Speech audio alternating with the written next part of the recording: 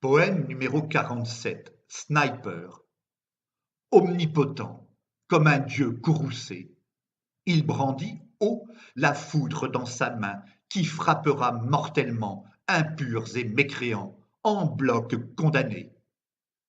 Sentencieux, comme un juge rigoureux, il combat le chaos et prône la peine capitale comme unique châtiment à l'encontre des hommes au cœur gangréné.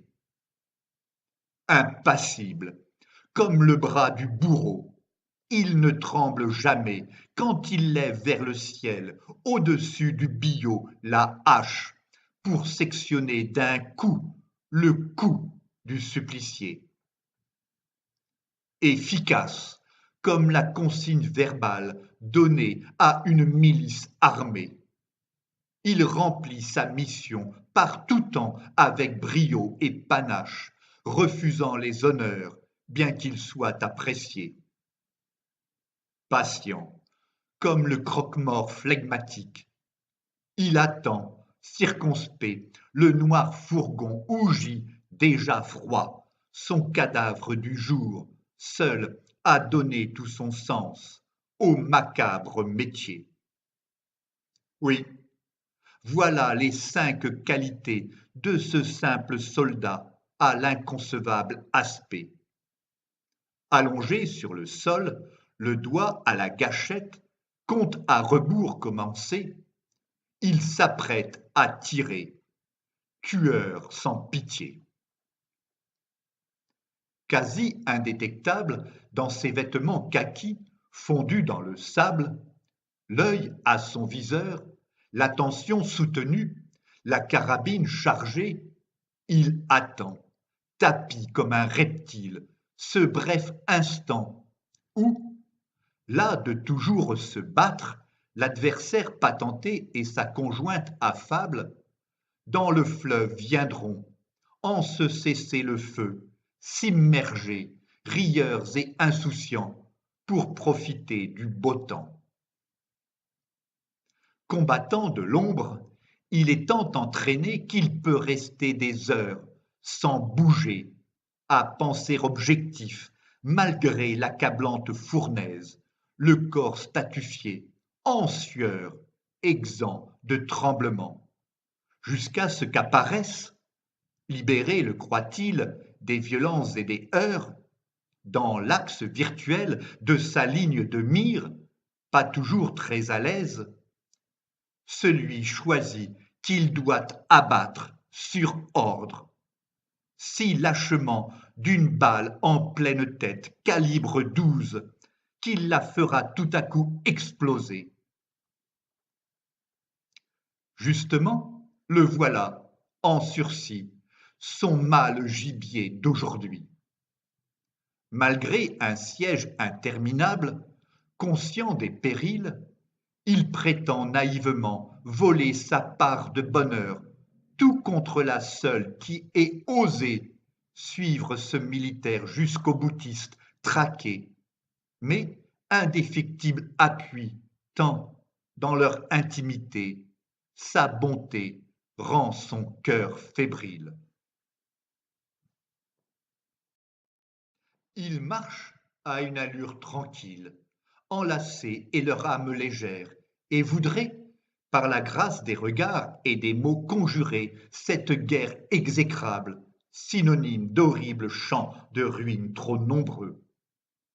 Aveuglés par l'émotion, ils désireraient presque renoncer au combat d'après. Sur les bords de l'eau, paisible et accueillante, à jamais immuable, ils osent se mettre nus sous l'ombrage d'un cèdre, heureux.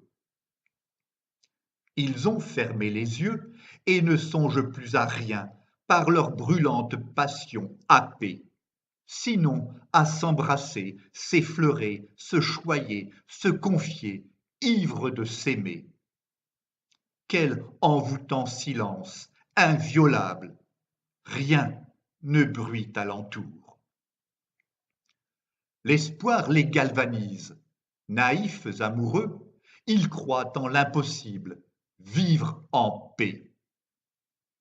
à soudain lâcher prise et vouloir rassasier leurs chairs intimes affamées, absous par un vif soleil, ils s'abandonnent, radieux, à l'amour.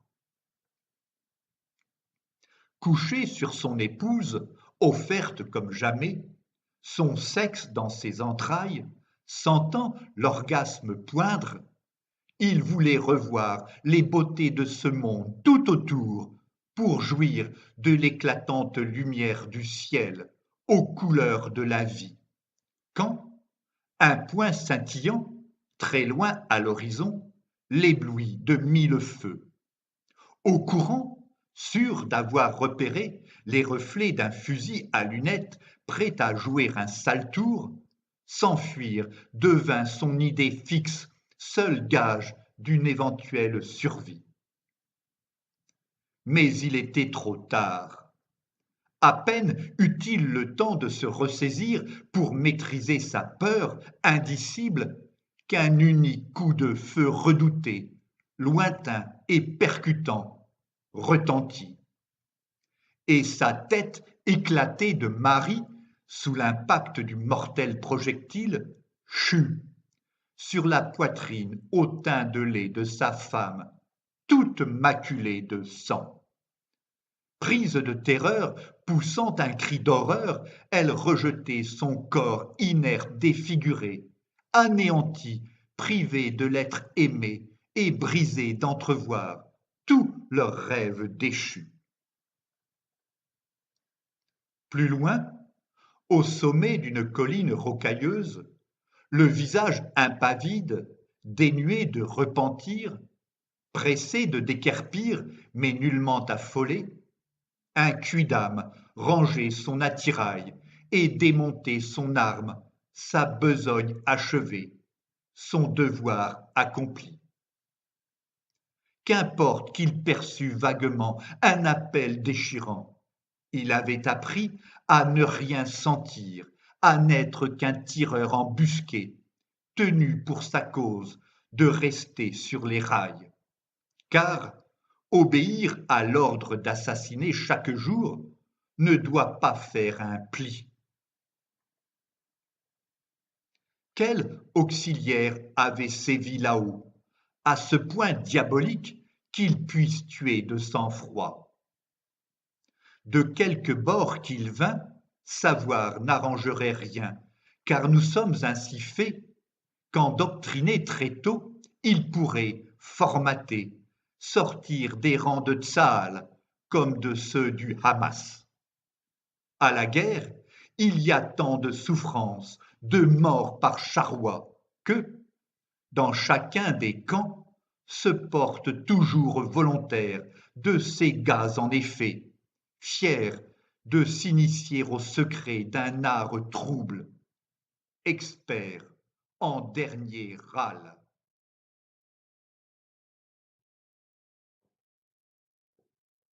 Lorsque vous enterrerez ce vaillant combattant, demain, accompagné d'une escouade, arrêtez de hurler, vouloir exterminer toute l'armée adverse. Quels propos ineptes! Car trop d'épouses des troupes abhorrées ont déjà vécu ça. Il est donc vengé.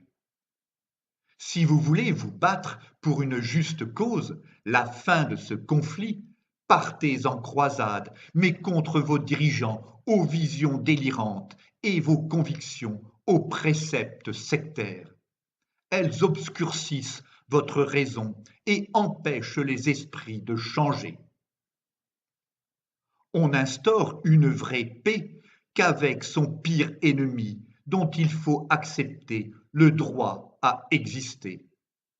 À moins de ne pas mériter le nom d'homme et son humanité, dont chaque religion nous rebat les oreilles, quoique ses officiants, inféodés à d'obscurs pouvoirs, dénient toujours ce titre aux égarés, prompts à penser autrement, sans en être attristés. Or, l'histoire l'enseigne. Haïr la différence ne profite à personne et, par contagion, conduit à la mort.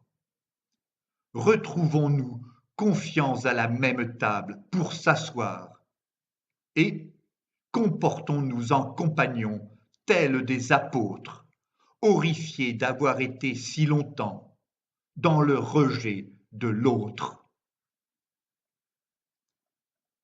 Poème écrit par Philippe Parrot entre le 17 et le 20 juillet 2014.